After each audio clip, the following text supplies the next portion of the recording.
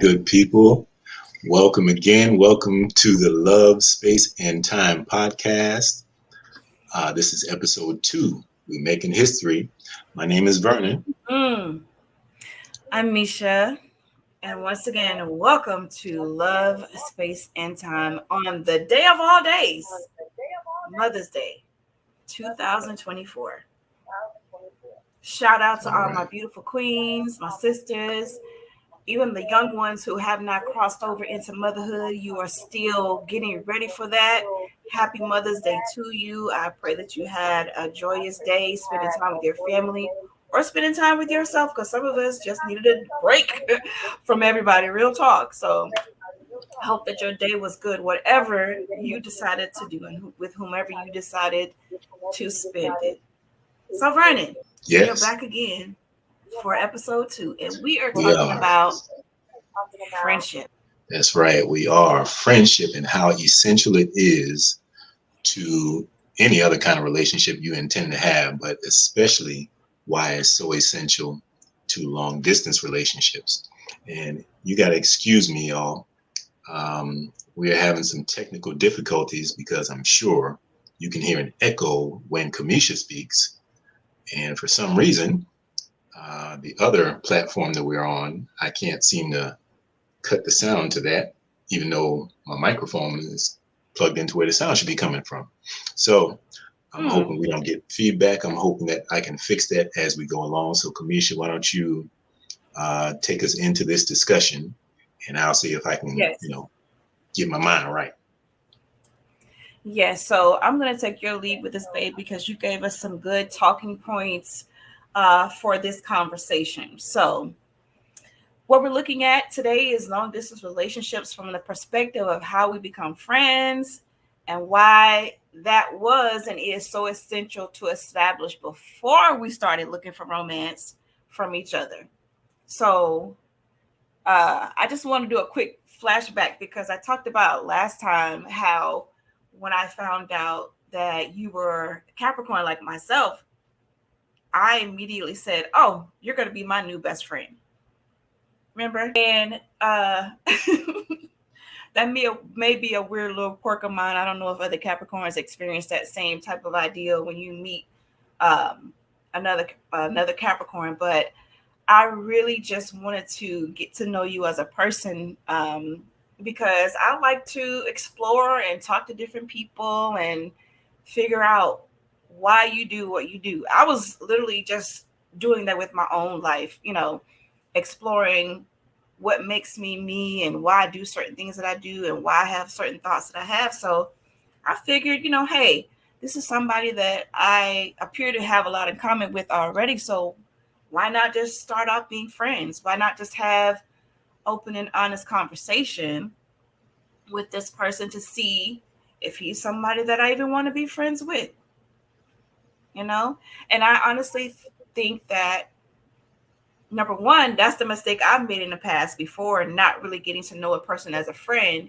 And so I see it a lot in our society where it's all about what can you do for me? Which bill can you pay for me? Which restaurant are you going to take me out to?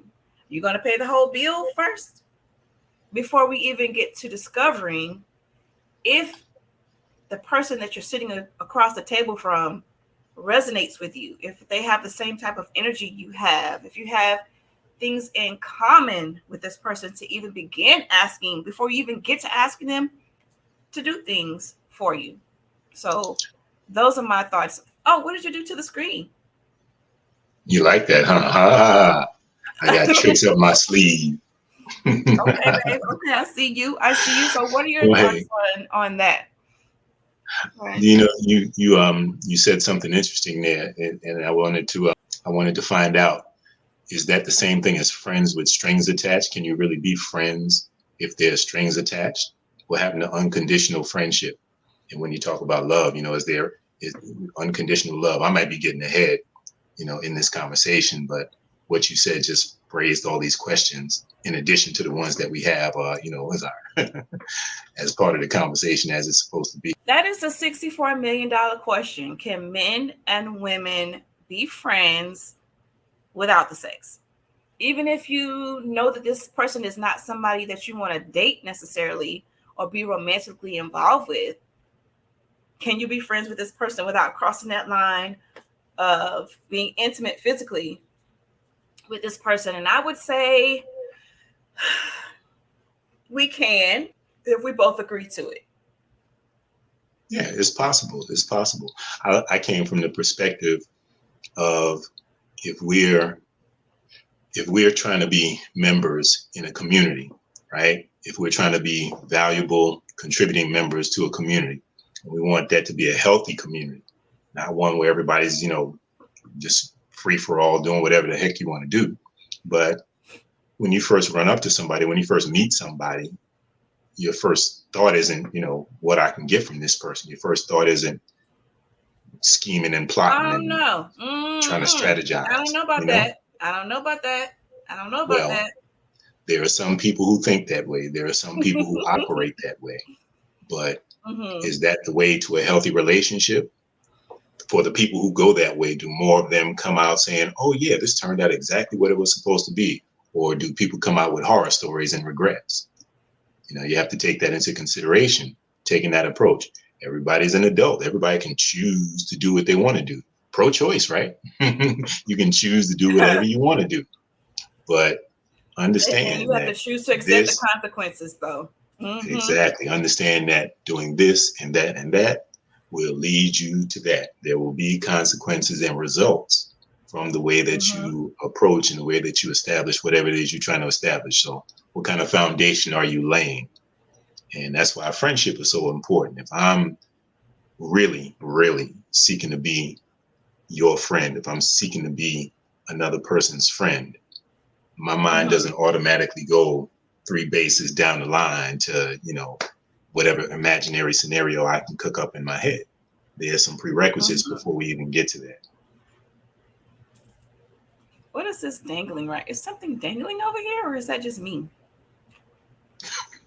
Are you focused? Lord God, that's a piece of my headphone. I was scared it was a bug, and I was I was scared it was a spider or something because my headphones were in my gym bag in the trunk, and I'm like, Lord, if this is a spider. It's a good thing that we are live and on the air so people can see how real we are keeping it. Yes. This is keeping it 100, y'all. So what makes a person a good friend? I think, if I'm going to answer that question, I think that some of the qualities of a good friend are the qualities of a decent person, right? You have to have or be striving for integrity. You should be a person who stands for something. And when people encounter you, when they look at you, when they meet you, they should be able to understand and know what it is they're meeting, what they're getting in touch, what they're getting involved with. If you have an interview, you meet somebody for the first time. If I introduce you to somebody who's important to me, I'm sure you want to put your best foot forward. You would want to be received in the best manner. And if you want to get the best out of that person, you would want to present yourself in a way that makes them want to value you. So I think that integrity, what you represent, being a person of value, and having values that you can show so that the other person can see, hey, do my values align with this person, and does this person's values align with my values? I think those are essential ingredients in terms of friendship. What makes somebody a good friend? I saw you shaking your head. What does that mean? Why were you shaking your head? Because when I was just thinking about how people wear a mask, and you talked about presenting your best self forward, but some of us are some real good fakers. Like, well, I forgot what the specific term of it is, but someone will hear you say, oh, I want a man who does X, Y, and Z, and this and that, and this and that. And he's listening to you, or she's listening to you, and she decides to do exactly what you said you wanted just to get you caught up. That person doesn't have any integrity. They're just faking it to get from you what they want, to help you to kind of convince you to lower your defenses so they can get on the other side of your defenses and get whatever it is they thought they wanted from you. and then they're gone and you feel like a fool because it's like, but I thought you were all of those things, and it really wasn't. They were just pretending. They were just pretending. Like I've read horror stories. Hell, I've experienced it myself. So I think integrity is good. It's a good quality to have in a friend. But in my opinion, it's like something that has to be seen over time. Exactly. Exactly. You know, my motto, if you're going to move to a place, you have to know what that place is like in all 4 seasons. You got to know summer, winter, spring, and fall. It's just like when you interact with another person, just because you have a good initial meeting, you make a good initial first impression, doesn't mean that that's all there is to it. Right. Your aim shouldn't be to just jump into a situation anyway. You have to be pensive. You have to go a little bit at a time to see how this evolves and how this develops. That's where I think a lot of people get themselves mixed up in relationships and friendships as well. You know, we throw that term friendship around too loosely, and we consider somebody a friend when they haven't proven themselves. You haven't observed them enough to be able to tell whether that's a friend or not, and you haven't been through really the qualifiers that it takes to say, yeah, this is somebody who I know is going to come through for me. Or even if they don't come through, I can see them running up the hill. So if they didn't make it on time, at least I know they were sweating and huffing and puffing, giving it their all to do what was necessary. But, you know, like you said, that has to be observed over time. So, yeah, I wholeheartedly agree with that. And when I mentioned the idea about integrity, really, because you asked me, you know, what it means to be a good friend, I'm applying that to myself. Whether the person is shady or not, you want to be upstanding, you want to be upright, you want to be on your true, authentic behavior. That way, to me, I think that gives you the upper hand. If you're trying to be right, that gives you an advantage over somebody who's trying to come at you sideways, because you know what coming at you straight on is, and you can see if this person's not coming in a straight line. Okay, that's a little off to the side. I know something's up. I know I should give that the side eye look.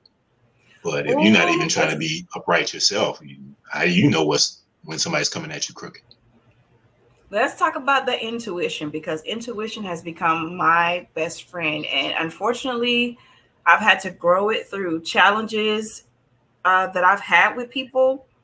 It's like my intuition was screaming at me, and I chose not to listen, and I ended up in a bad situation. So I literally have learned to hear that voice and take a step back and look at the situation or observe the person before I put myself in there deeper, because I feel like sometimes we ignore a lot of those red flags about people for the sake of wanting so badly to be connected to somebody. We ignore those red flags. But one thing I can definitely say about being in a long distance relationship, there with that comes a definite level of understanding. If you're going to understand within a short period of time whether your person is intentional about you, is keeping their word with you. How do you know if they're intentional? How do you know if they're being intentional? You said in a relatively short period of time, you're going to be able to tell. Well, it's in their actions. And a lot of times I feel like we have to use more of our mind or our intellectual self than our heart self. Because as a woman, what I think we do is we give men benefit of the doubt before we should be giving them benefit of the doubt. We haven't given them a situation to work with necessarily and see how they do before we're giving them the benefit of the doubt. That doesn't mean, you're asking him to pay your bills or anything. I'm not talking about that. I'm talking about, can you keep your word? Will you call me when you said that you would call me? Will you stay in touch with me if I'm not the one that's coming for you or always texting you? Will you reach out to me? Will you let me know what's going on with you, or call and ask me how my day was? How do you respond to me? And a lot of times, like I said, we ignore those red flags. If you're building a friendship with someone, it's a different level of expectation than somebody that you're in a relationship with. If you're my friend, I don't expect to talk to you every day. I don't expect to talk to you every week because life is busy. But we should be in some kind of communication, whether it's a quick text or, hey, let's go hang out and do this or whatever.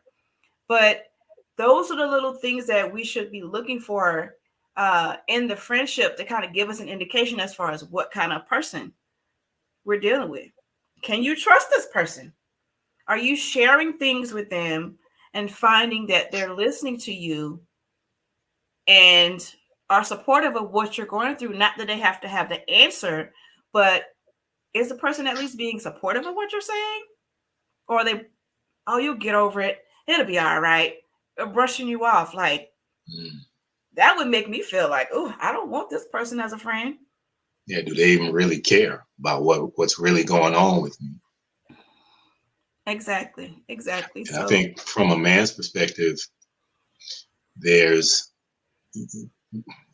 I guess each individual couple, each individual interaction is unique, but from whether you're coming from the man's perspective or the woman's perspective, I really do believe that you can learn what to expect from the other person. All right, you give the person time, and that way you know if you should expect something from the person. You know, you get to know how much you can expect from the person, and because you're looking for friendship out of this, right? This is not just some random associate or acquaintance that you have. This is somebody that, to some degree, you want to matter in their life and you want them to matter in your life. So you get to determine how much expectation there is, you know, how much you're going to put into this person and how much of yourself you're going to give to this person. You set the boundaries, and you even help to establish their boundaries by letting them know what to expect out of you.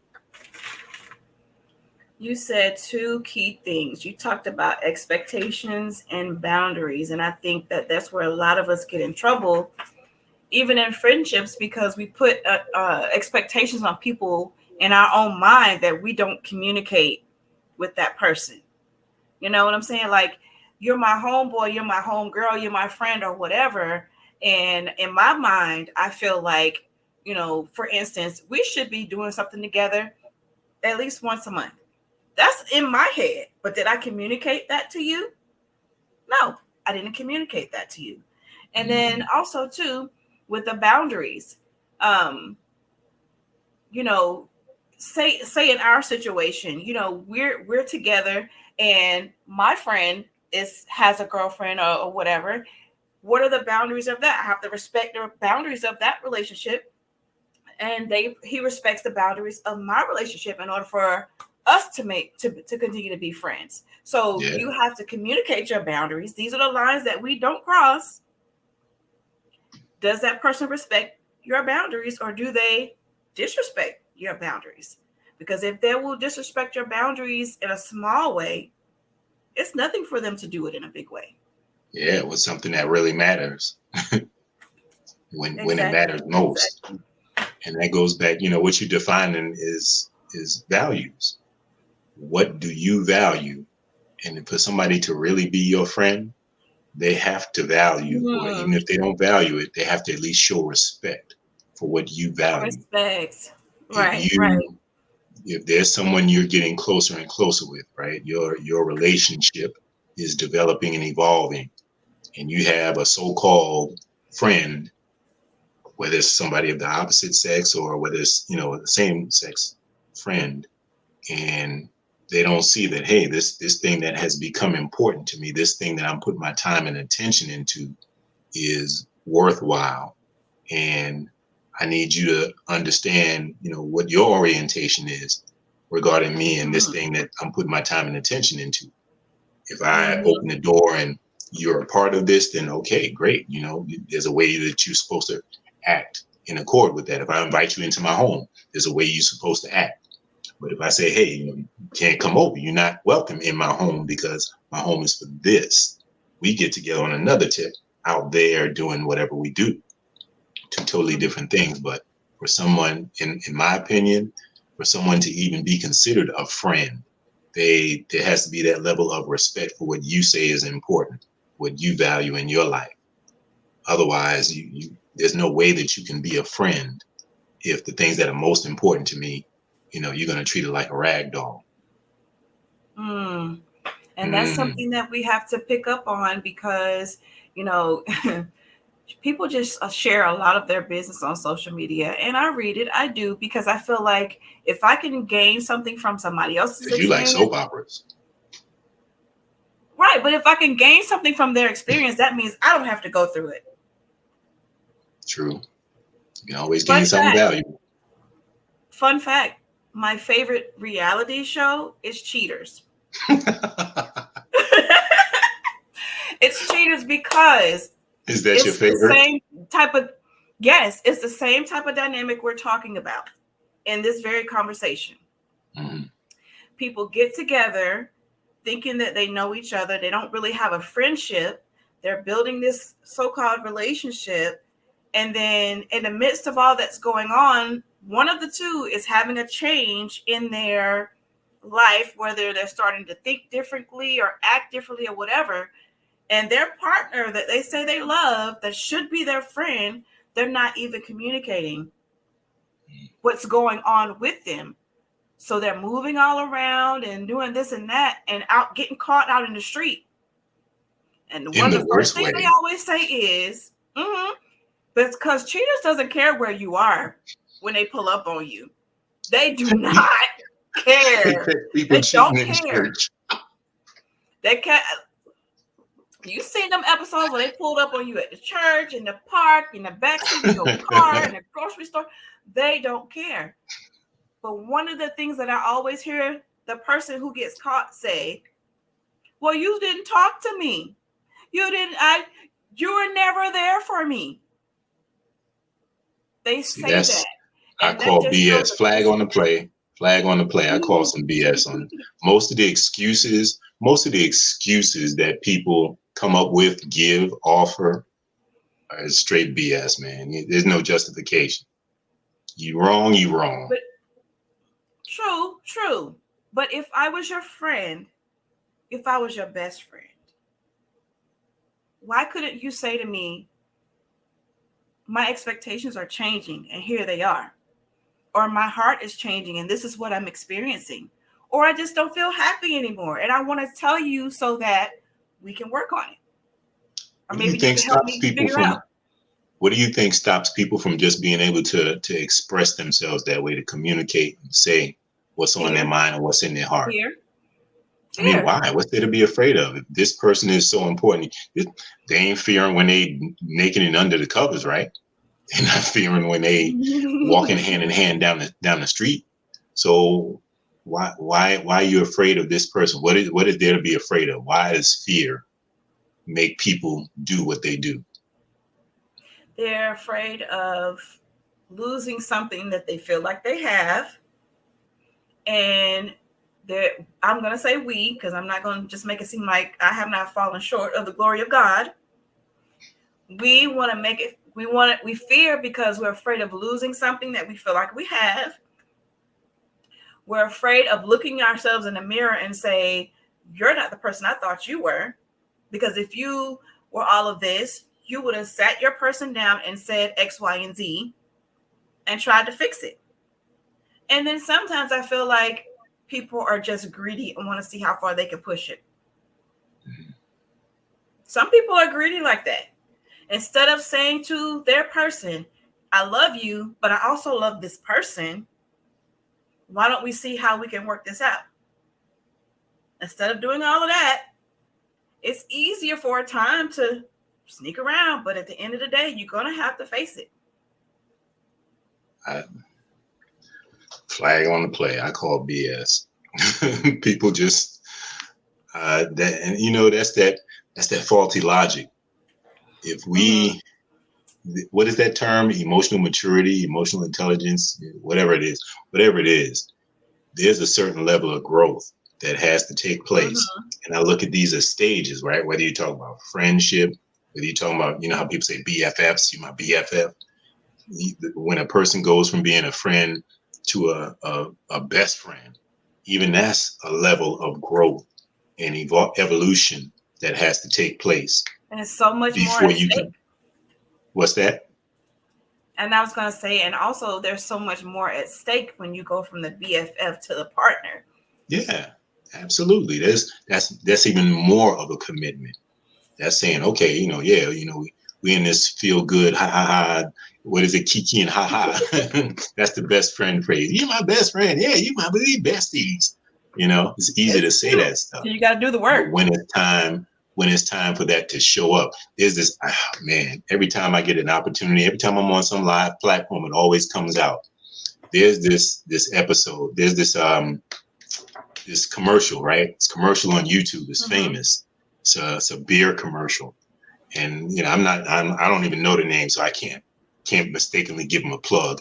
But the premise of it is, you got two friends, right? And it's late at night. One friend is sleeping. It's like 2 or 3 in the morning, right? The other friend calls, "Hey, I'm in this CD. I'm in a poker game, and I lost $3,000, and they're not letting me leave. I need some help." Or the dude's back there with the machete. Can you come get me? And that's how it starts, right? So, so you see the person on the other side of the call, and these people get this call, and some of them like, hey, see what they can do, man. Call me later in the morning. You get the people who give you excuses, but you get these friends who are willing to wake up, get out of their bed 2, 3 in the morning. And the place where they had this dude, right? He was like in the seediest part of Chinatown, in the furthest back room. And it was the Chinese mafia, the Russian mafia, and some big Italian dude who was sharpening knives and whatnot. They're in a poker game, right? This was a commercial? This is a commercial. This is a commercial on YouTube. You know how they got those long form commercial. So these friends, right? It doesn't matter. They show multiple friends. Little girl comes in. She's all scared. She's walking, looking all around. You know how those scenes in the movies. You got to walk through the back kitchen entrance, and fire is all on the stove and whatnot. And people already fighting. I think they walked through another section. It was a UFC match, cage match going on. She had to walk past all that to get to the back room. Right? Wow, that's a hell of a commercial. Then check this out. When she finally got to the back room, they were like, the guy was at the table, was like, "You got my money?" And the friend was like, she said, "Yeah, I have the money." And then the walls dropped down and the curtains dropped down. There's like a studio audience, and they're all standing up. They say, "Yeah, congratulations. You're the kind of friend we like to have a beer with." You're the kind of friend we like to have a beer with. But yeah, all that, right? All that story just to get to the point about what kind of friend. If you're going to call yourself somebody's best friend, you should be the kind of friend that's willing to come through in a pinch. Especially if you hear, hey, I'm stuck on the middle of the highway. Even if you got to come in an Uber to get me and scoop me up, can I call on you? Can I count on you to do it that way? If that's the only way we can get it done. And your best friend, your BFF, is supposed to be like, "No problem, I got you. Where you at? Let me put in the GPS. All right, you see my dot moving, right? I'm coming closer to you. Get a running start so you can jump in." I'm gonna open the door. You just jump in. Jump in. We're gonna run. We coming past real quick. Hurry up. Wow. But yeah, that's the level of commitment that you're making when you call yourself somebody's friend, when you call yourself somebody's best friend, and when you want to take that to the next level. Yeah, there's levels to this. So when you say, "I want to go to the next level," there's an even deeper level of commitment that you have with this person. Absolutely. And it takes time and experience. It takes time and experience. What's a good amount of time? Can you put a time frame on it? I guess it just depends on what you're working with. If you got a real, show me what you're working with. You got a loose association with somebody and you don't really hang out that much, but when that person calls you and they invite you to something and you go and you're glad to see each other, it's different when we've gotten to the stage in life and we got children and jobs and all these responsibilities. It's hard to find time to do all the things that we may have done in our 20s and 30s, hang out all night and, this and that. We have grown up lives that we're living. So if you have people who check in on you and see how you're doing, even if they can't hang out with you, they're interested in what's going on in your life and still want the best for you. So that's how things can kind of shift as we get older. And if you're lucky enough to, still have one or two good friends that you see often, that's truly, truly a blessing. It is truly a blessing. And for you who are in your 20s and 30s now, you keep on living. You enjoy it while it lasts. You grow through stages, and eventually you'll get to the point where it seems like what was so important to you 10, 20 years ago, 30 years ago. Yes, it won't be. It won't be. Your priorities change. What it means to be in a relationship is different when you're in your 20s and 30s versus when you're in your 40s and 50s. So, life changes, life evolves, and you're going to change and you're going to evolve too. But if I could go back to my 20, 30-year-old self and advise, or if I had 20 and 30-year-old nephews or whatever, nieces, one thing I would definitely try to drive home, right, is if you don't get nothing else, get this. The fact that what is important, what is essential for your life, that needs to be your priority. And everything else needs to line up with that. That's the central point. There's some aspect of you that isn't changing while everything else is changing. And the way you handle all the rest of the stuff that's changing is by understanding what's rock solid, what's at your core, because that's who you were born to be. That's who you are becoming right now. And that's who you're going to be down the line if you strive and handle it right. So that's my words of wisdom. That's the Vern original right there. Take that to the bank. And what you said is so true. And, the challenging part about it is, society from the day that we get here tries to mold us into this certain type of being, depending on where you were born and the family you're born into. It's all trying to mold you to be a certain way. And it's only later in life, a lot of times we have these spiritual awakenings or watershed moments or cathartic moments. And we're like, man, I need to go find myself because I really don't know who I am. Because we're walking around with all these backpacks on of what the world has told us we should be. Right. But at our core, we feel that there's such a disconnect. Yeah. That's why people leave everything behind and get in a van and just go drive off somewhere. Like Forrest Gump when he was running. Right. He said he just decided to stop running and he discovered whatever he needed to discover. So who you are at your core being has nothing to do with what other people are telling you about yourself. It's what you feel in your heart, what you feel drawn towards, the energy that you feel calling you to be whatever it's calling you to be. Yeah. Get to the core of you. Find out who you really are. The best relationship that you're going to have and the most meaningful relationship you're going to have is the relationship with yourself. Before you can have a proper relationship with anything else, you got to know and understand yourself. You ever notice when you go to the doctor's office, one of the first things they ask is, do you have any allergies, or tell us what you're allergic to? They expect you to know that. If anybody needs to know that, you need to know that, because you don't want to let somebody expose you to something that's not good for you.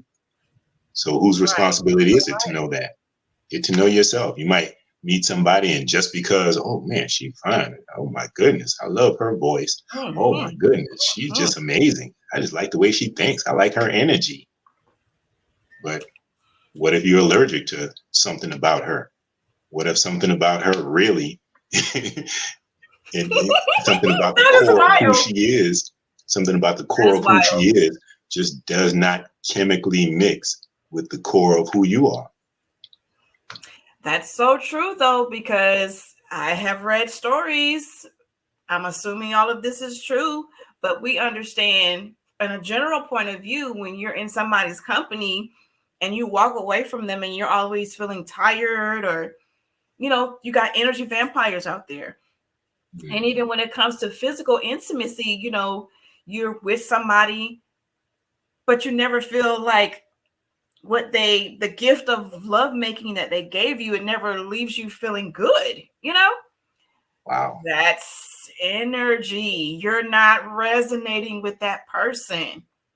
And you shouldn't keep going back to that person. You got to know your body to understand the messages that your body is telling you on that subtle energy level and on that physical level as well. Don't ignore that. Yeah. If you see some signs, don't ignore the signs. And every time, this is another thing. This is another lesson for the 20s and the 30s, right? Mm-hmm. Every time in my life that something didn't go right, I trace it back. I can always say, dang, there was a sign. I should have known right then and there. That was it. You always have some sign, some warning or something that lets you know that, this is not for you. And every time that there's something that I don't necessarily have regrets in life, but if there were things that I wish had gone differently, it's because I saw a sign, I got a sign, I received a message, and for whatever reason, chose to ignore it. Mm-hmm. You live and you learn, but save yourself some time. Don't ignore the signs. We do live and we learn. That's a great segue. So how do you cross from being a friend to more than a friend? Not friends with benefits. Not that. Yeah, not friends with benefits. That's a whole nother. That's a whole nother degree of warped. But I think the key is what you hit on in the beginning. There has to be communication. It has to be constant, ongoing communication about where we are. Check-ins, routine check-ins are so important. Whether you in your relationship, especially if you're in a long distance relationship, there has to be some regularity, right? So even if it's once a week, hey, the conversation that we having right now, whether it's every Sunday evening, is about where we are. Or, what are you looking for from me, and are you getting that? What I'm looking for from you, and am I getting that? Do some adjustments need to be made? If so, what adjustments? Do we have the capacity to meet each other's needs and expectations? And how are we going to move forward from here?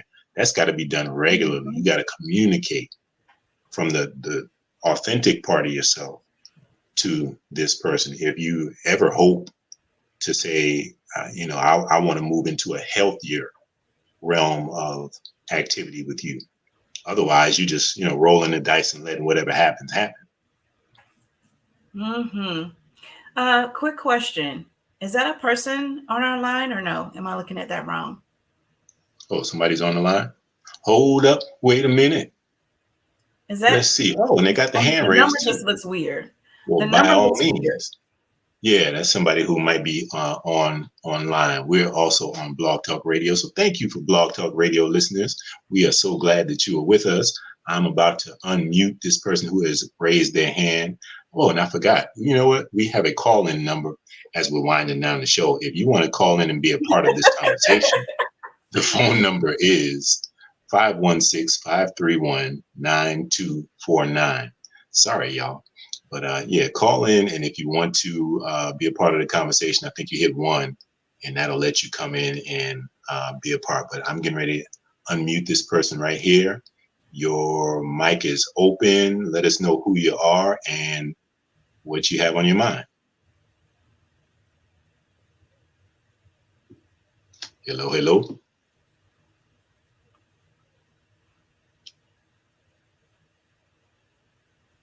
Oh, I'm having trouble hearing. I can hear him. Oops. All right. Well, you might have to take the question, Kamisha. If you can hear him, then go ahead with it. So brother Mike. Okay, just for the sake of I can't hear anything that's going on. I can't hear you. I'm depending on Kamisha to let me know what's going on in the conversation. What are we talking about so far? He's talking about his relative We can't really do a story. We just were hoping that there was a question. Yeah, we getting ready to wrap up. So we need you to, if you have a question, let us know. Otherwise, I can't hear you. So I can't hear you anyway. Okay, so basically what I would say is that a lot of us are not doing the self-work that we need to do, because if you're attracting the same type of person, then there's something in you that is not as developed as it should be. And perhaps your relative doesn't want to change his life, so he keeps attracting the same type of person. If he's not happy with his life and he wants to do something different and attract someone different, then there's something in himself that he possibly needs to work on. All of us have room for improvement. All of us need to be working on our self-development so that our lives can excel instead of being in a decline. So, perhaps your relative has to do some inner work, some self-work, some spiritual work to change his life in such a way that he attracts a different type of woman. And that's how I would answer that. And thank you so much, Mike, for your call. We appreciate it so much. Man, that sounds like it was probably something good. I wish I could have gotten a summary or gotten brought into the conversation. We're going to figure out whatever technical difficulties we have in and, hit it again next week when we can be more smooth with this thing. But for episode 2, I think this went really well. We're going to make sure that we keep on coming back and keep this conversation going, because people in long distance relationships can certainly benefit from things that will get them over the hurdles and the difficulties. People say it's hard, it's difficult, and it can be challenging, but it doesn't have to be impossible. It doesn't have to be as difficult as sometimes we make it seem when we really, really get to the bottom of what the important parts of relationships are and make sure that we're addressing the things that matter the most. So for you all who are listening out there, for you all who are going to find our episodes wherever we are, we definitely thank you for tuning in. We hope that you'll spread the word and let other people know. Every Sunday at 7:00, we're going to be here doing what we do. Because whether we're on the platform or not, we're gonna be talking, Sunday evenings. So go to lovespaceandtime.com and make sure that you add your name to the list of space timers and people who are loving across space and time with us, so that we can all grow and get stronger and become healthier in our relationships together. Can I talk now? Yeah, you can talk now. Go ahead. When you were saying that, I got so excited because I wanted to share that you and I will be together next Sunday. So we'll be able to do this podcast from the same location. So I need you to hit the applause. I need you to do something. Oh, that's right. We got the applause. Hold on. Because technically we have 2.5 days. I did it. Don't we have 2.5 days left? Yes, we do. Okay, cool. So we're getting there. And next Sunday, yes, we will be live. We will be broadcasting from the same place at the same time. And we will be enjoying space and time together. So it's going to be awesome, fantastic, cool. Absolutely. So before we go, let me just let the good people know you can reach out to us at www.lovespaceandtime.com. We have an Instagram page, Love Space and Time Podcast on IG. We definitely have our YouTube channel, Love Space and Time, and then also our Facebook page, Love Space and Time. We taking over. There you have it. We taking over. No matter where you go, I will not accept there we less. are. What'd you say?